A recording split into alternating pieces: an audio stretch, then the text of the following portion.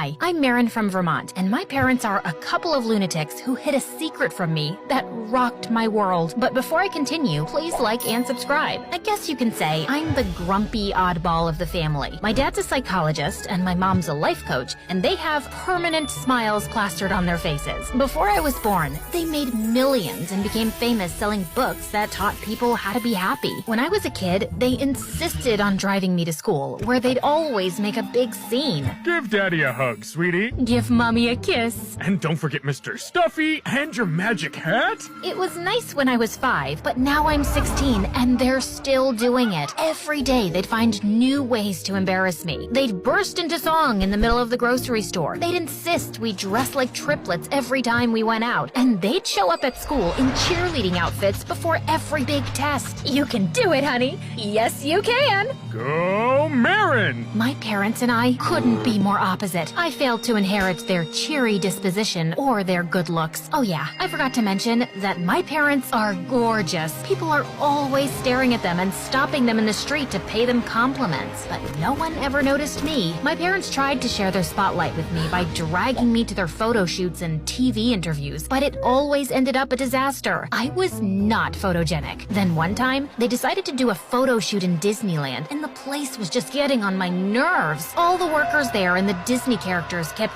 waving and smiling like they were infected with happiness, just like my parents. And then a woman dressed as Cinderella's fairy godmother came to me with a big smile. So, sweetie, how do you like being at the happiest place on earth? Bippity-boppity-boo! And something inside me just snapped. What is wrong with you? You're a middle-aged woman whose job it is to dress up as a fictional character in a dumb costume, and you're smiling like a psycho. What are you so happy about? Then I grabbed her wand, snapped it in half, and threw it in her face. Okay, I know that wasn't my best moment. I apologized to her a lot and gave her a really big tip, but someone had made a video of me, and it was making the social media rounds. For the first time, my parents didn't look too happy with me. I thought they'd ground me, which was totally understandable, but after a day of silent treatment, they burst into my room, hugged me, and took me out for ice cream. I learned to accept that my parents were just not normal, and we were poles apart. But then one day, I came home from school, and they told me something that changed my life. Honey, we think it's time you knew the truth. You're adopted. Dad's words echoed in my ears. I couldn't believe it. My mind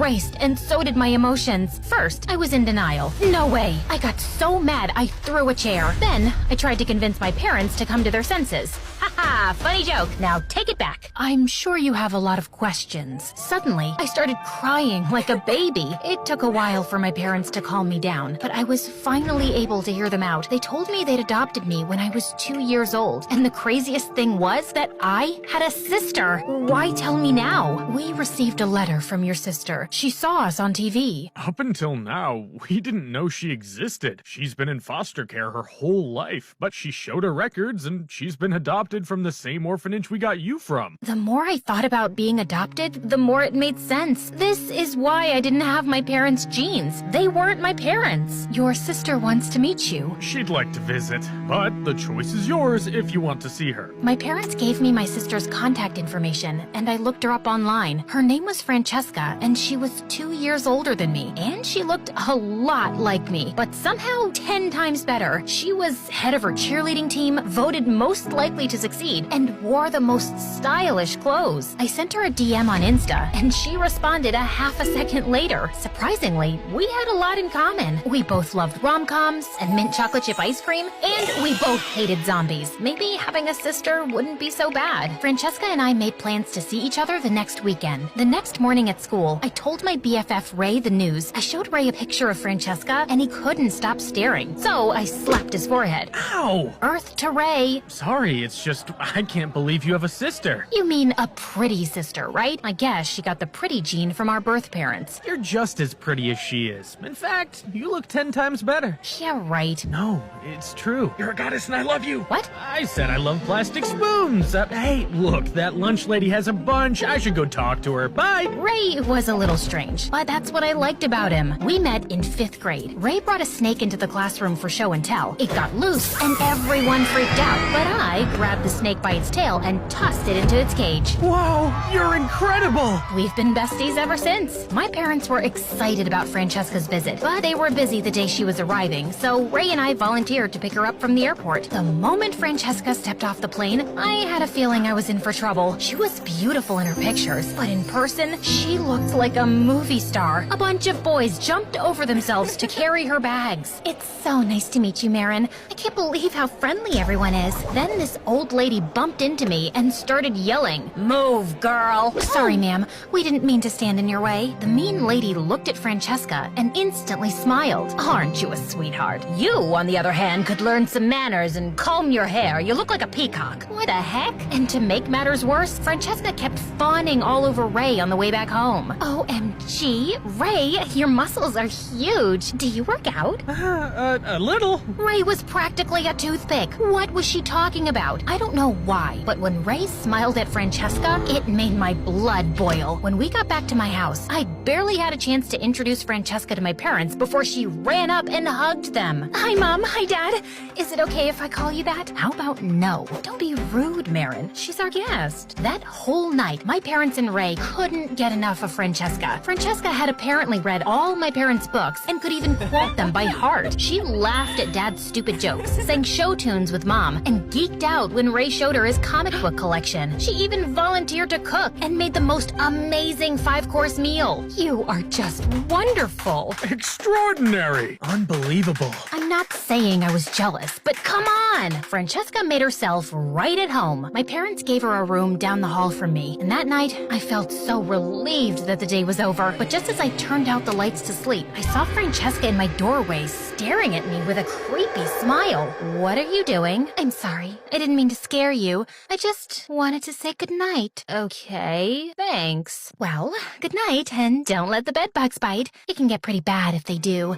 You could get an infection or have an allergic reaction. I've even heard that a bug bite can drive you insane. Oh my god, is that a bug on your pillow? Huh? I was so scared I hopped out of bed. Francesca turned on the light and glided over like she was Wonder Woman. Oh, my bad. False alarm. It's just a piece of lint. Sweet dreams. Francesca skipped out of my room with that stupid smile on her face. Thanks to her, I didn't sleep at all that night because I kept dreaming of creepy bed bugs. 48 hours later, I was so relieved because Francesca's visit was almost over. But when I came downstairs for breakfast, I found my parents and Francesca giggling with excitement. Guess what, sweetie? Francesca's decided to stay for another week. Oh, God. I couldn't take much more of Francesca. She was ruining my life. I swear my parents liked her more than me, and so did Ray. That's not a good idea. Don't you need to go back home? You have school tomorrow. You'll miss all your classes. You could fail a test. You could flunk school. The decision could destroy your life. Don't worry, Marin. I'm actually going to stay so I can check out your high school tomorrow. Francesca and my parents were so excited about the possibility of us going to the same school. I tried to keep my frustration to myself, so I avoided them the best I could. I made up some excuse that I wasn't feeling well. I locked myself in my room and watched MSA videos to cheer myself up. The next day at school was as bad as I'd imagined. The moment everyone saw Francesca, they fell head over heels in love. Even the popular kids ran up to me, asking me about her. Hey, Mavis, does your sister have a boyfriend? My name is Marin, and I don't know. Can you give Francesca this invitation to my party? What about me? Sorry, cool kids only. Francesca may have been perfect, but there was one thing about her that was a little weird. Every time anyone asked her about her foster parents, she'd tell a different story. Once, my parents asked to speak with them. Oh, they can't be reached. They're marine biologists, and they're in the middle of the ocean studying whales. A few hours later, I overheard her talking to the principal. My foster parents can't answer any calls. They work for the government, and they're on an undercover mission. It's a matter of national security. She even told the popular kids that her foster parents were in a heavy metal band on tour in Thailand. I don't trust Francesca. She's a liar, and I think she's up to something. Not Francesca. She's the nicest, sweetest, and kindest person I've ever met. That's what she wants you to believe. She's got everyone under her spell. You have to help me expose her. Well, of course I'll help you. I adore you and I would do anything for you. What? I said I love helping my friends. We should spy on her like in those spy movies. She's smart. What if she catches us? Believe me, she won't. Ray and I bought a bunch of spy equipment online, like binoculars, hidden cameras, listening devices, and these cool camouflage outfits so we could sneak around without being noticed. We spied on Francesca at school, when she went out for a run, and when she got groceries, things, but she didn't do anything weird. Till one day, we were spying on her while she was cooking, and we heard her on the phone speaking in a strange coded language. What? Oh, I know. That's Pig Latin. You keep adding A to the end of each word or something like that. My parents have been talking like that since I was a kid. Okay, so what is she saying? I don't know. I've never been able to crack the code and figure out their secrets. Oh my god, do you think they're hiding something really big from me and— Focus on my problems, Ray. Yours can wait. Then one day, I caught Francesca sneaking out of school. I followed her to the park across town, where she met this shady couple. I hid in the bushes and used my spy equipment to listen to their conversation. What's the holdup, Francesca? I've changed my mind. You can't back out now. We had a deal. You break into their safe, steal their money, and then you're free. You'll get your share, then you can go to that fancy college you're always yapping about. I said no, I won't do it. The mean woman grabbed Francesca's arm. You don't have a choice. We could always tell them about your past. You think those rich people will love you after they find out you're a thief? Suddenly, my allergies started to kick in, and I sneezed really loud. Francesca and the shady couple looked in my direction. I panicked. Then I saw a bird on a tree, which gave me an idea. Okay, my bird impression was a little lame, but I had to do something. What the heck was that? Sounded like a bird dying. But forget about that. You're out of time, Francine. We'll make our move tonight. The shady couple got into the car and drove away. Once they were out of sight, I jumped out of the bushes and confronted Francesca. No, Francine. Jeez, this is getting confusing. I'm just gonna call her Francesca, okay? Like I said, I jumped out of the bushes. I knew you were up to no good, you thief. I heard everything. You're going down. Suddenly, Francesca burst into tears, and man, did she look ugly. Her eyes got puffy, snot ran down her nose, and her face looked like a newborn's wrinkly butt. I'd never seen anyone look like a hideous troll when they cried. Can you please give me one chance to explain? Yes, anything that stops you from crying. Francesca told me all about her awful childhood with her conning foster parents, who always made her part of their schemes. I've been waiting to turn 18 to get away from them. Then one day, they showed me you and your parents on TV and told me you were my biological sister. They said if I stole money from you,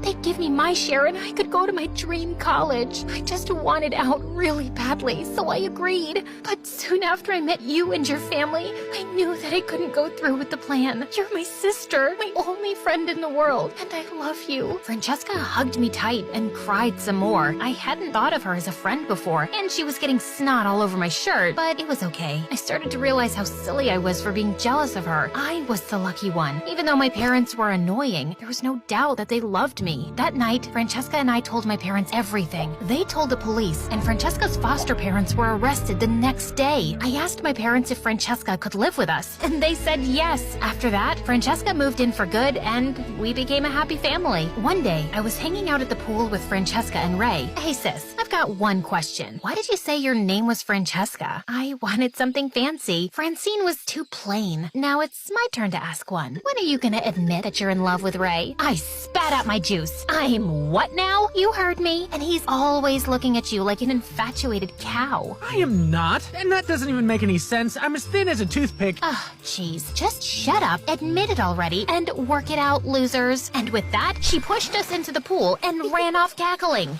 Maybe it wasn't gonna be so fun to have a sister after all.